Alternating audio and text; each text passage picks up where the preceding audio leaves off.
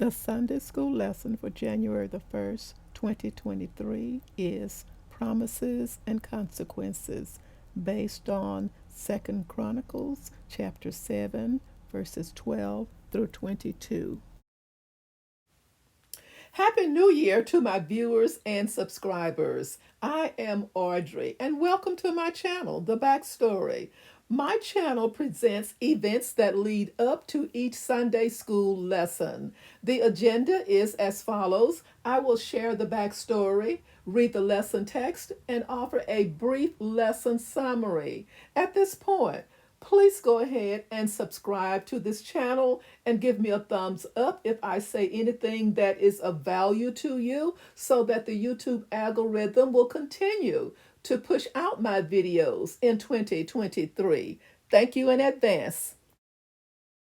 The backstory. Let's begin. Fire from heaven. 2nd Chronicles chapter 7 verses 1 through 3. When Solomon finished praying, fire came down from heaven and consumed the burnt offering and the sacrifices, and the glory of the Lord filled the temple. The priests could not enter the temple of the Lord because the glory of the Lord filled it. When all the Israelites saw the fire coming down and the glory of the Lord above the temple, they knelt on the pavement with their faces to the ground, and they worshiped and gave thanks to the Lord, saying, "He is good. His love endures forever." Temple dedication. 2nd Chronicles chapter 7 verses 4 through 6. Then the king and all the people offered sacrifices before the Lord.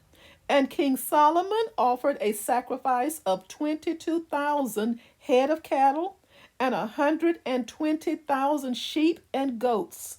So the king and all the people dedicated the temple of God. The priests took their positions, as did the Levites, with the Lord's musical instruments, which King David had made for praising the Lord, and which were used when he gave thanks, saying, "His love endures forever."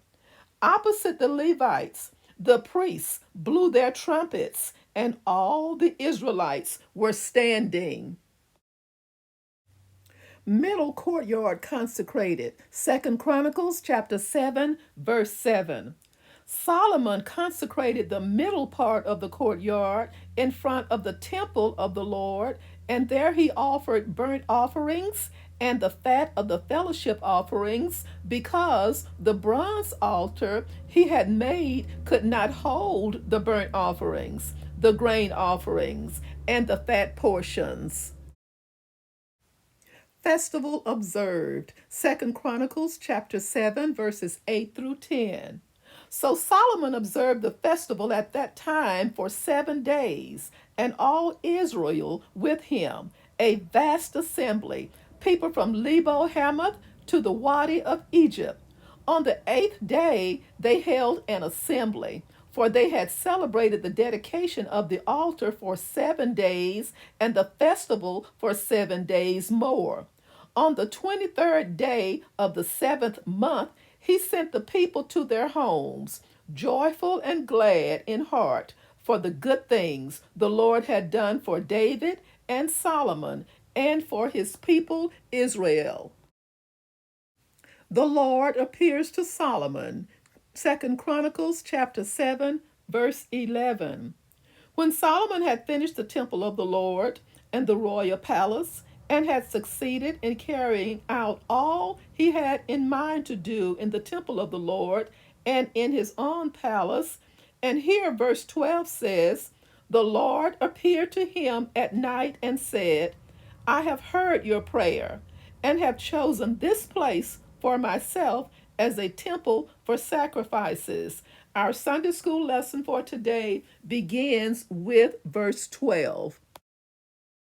God promises to hear and forgive. 2nd Chronicles chapter 7 verses 12 through 22. Key text. If my people who are called by my name will humble themselves and pray and seek my face and turn from their wicked ways, then I will hear from heaven and I will forgive their sin and will heal their land. Second Chronicles chapter 7, verse 14. Verse 12.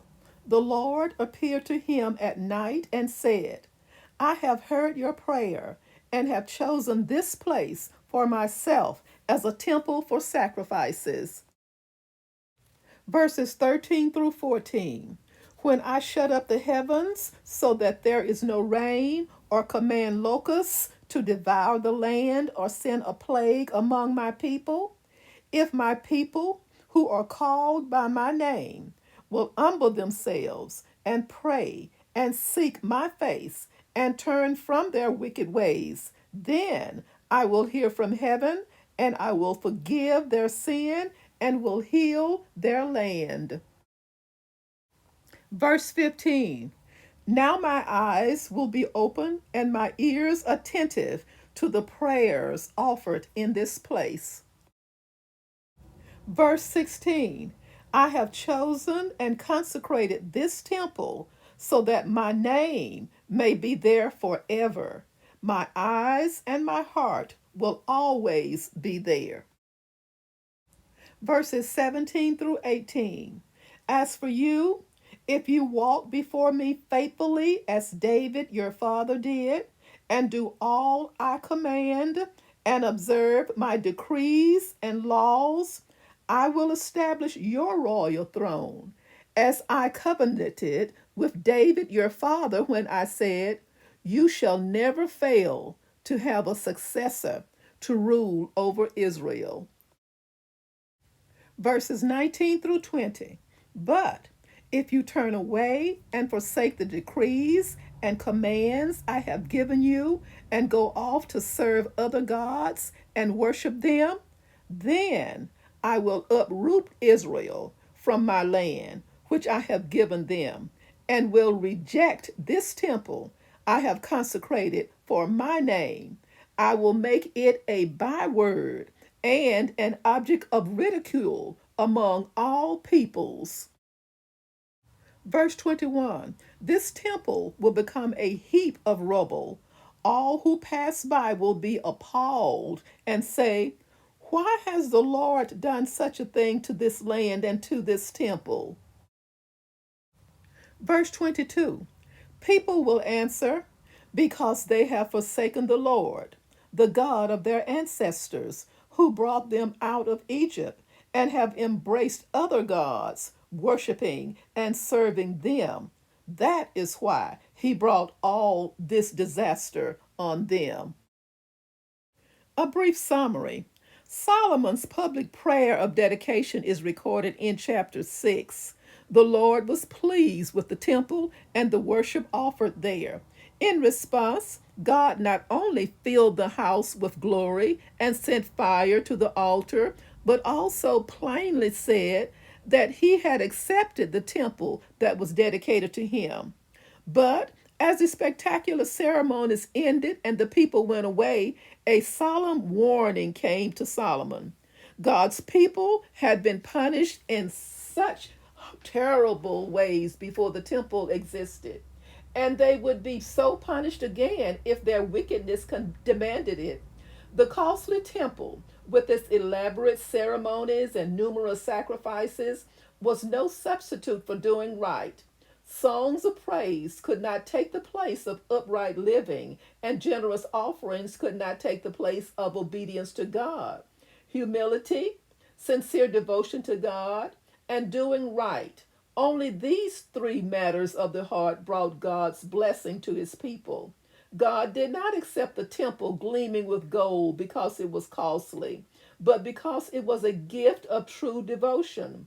The swelling praise of the vast choir was not heard because it was loud, but because it was sincere.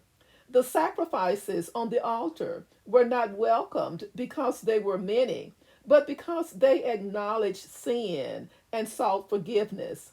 The majestic temple and its elaborate ritual were acceptable because they were expressions of genuine worship, but they carried a clear and present danger.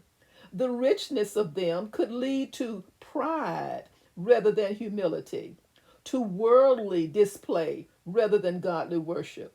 True worshipers worship in spirit and in truth. The shepherd in the desert, the merchant in his shop, the mother among her children. Each one can worship as well as the king with a golden temple. Thank you so much for watching, and join me soon for the next backstory. Stay safe.